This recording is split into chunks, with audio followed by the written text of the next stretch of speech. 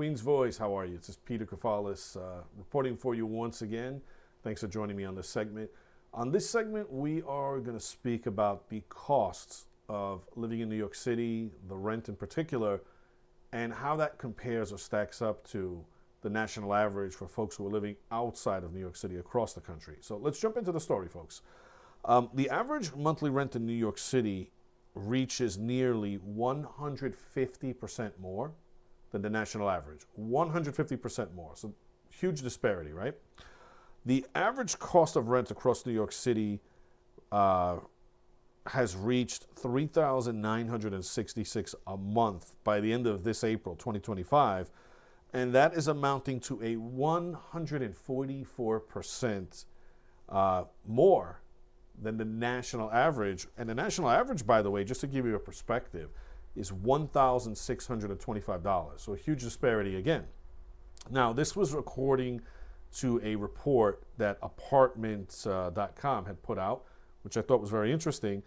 And based on the average rent in New York City, residents would need to make $13,206 monthly or $158,472 yearly in order to live comfortable, per the report, which honestly doesn't sound too crazy considering all the inflation we've been enduring for a long time and the astronomical cost of everything else associated with New York City.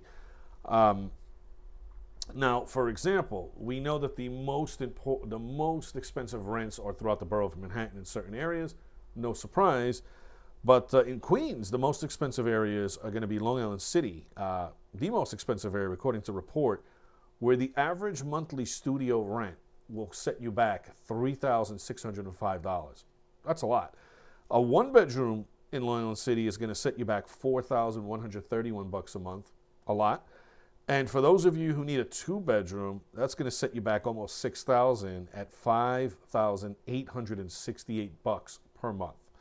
Now, trailing not too far behind in terms of the most expensive rents that keep going up in Queens would be the neighborhoods of Astoria and my home neighborhood of Rego Park. So those are pretty expensive as well right now. And the cost of living in Queens is 45.2% higher than the national average. That's a lot. That's almost double. Queens residents also pay 11.1% more for groceries, 9.4% more for utilities, 2.4% more for transportation compared to the national average. So, how did we get here? Well, I think the transportation part's pretty simple.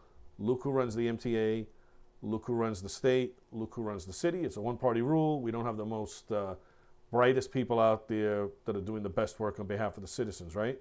So we're seeing a lot of fraud, mismanagement, waste, and just incompetence. So there you go regarding transportation anyway. Now, regarding utilities, let's talk about energy, gas and electric, which I've touched on here at Queen's Voice several times.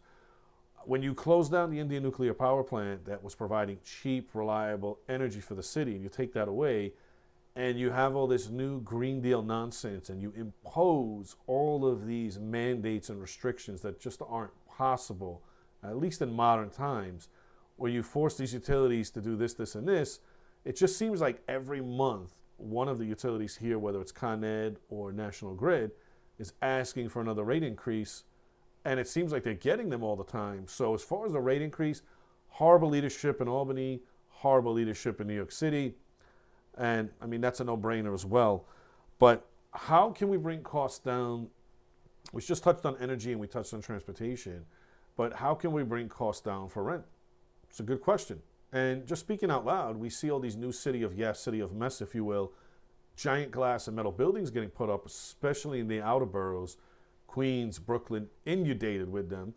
Now, these are all new high-rise buildings, luxury rentals, what you see them advertised as, where the prices are going to be probably a little bit more than what we spoke about.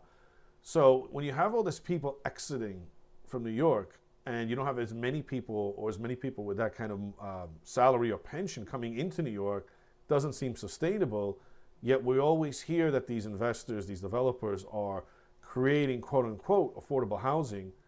And it just doesn't seem to be there. It just seems like it's some kind of loophole where they'll put a few units at a little cheaper than the rest, do a little lottery like you see in the newspaper, and that gives them the leeway to go ahead and build whatever they want. So I'm not sure how we cut down 100% on the cost of rent, but I think a lot of it has to do with how we're allowing these developers to build these buildings and not really forcing them or having the policy set that real affordable rent property apartments have to be included in those developments to make sense for everybody out there so people can afford rent.